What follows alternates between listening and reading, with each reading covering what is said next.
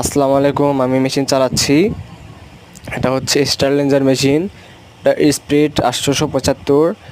এটা হলো GSM mash 43 বা 42 এবং আরও কথা আছে। এই চ্যানেলটি একটি কমিউনিটি শেয়ার করবেন, ভালো লাগলে আমার ইউটিউব চ্যানেলটি সাবস্ক্রাইব করে দেবেন।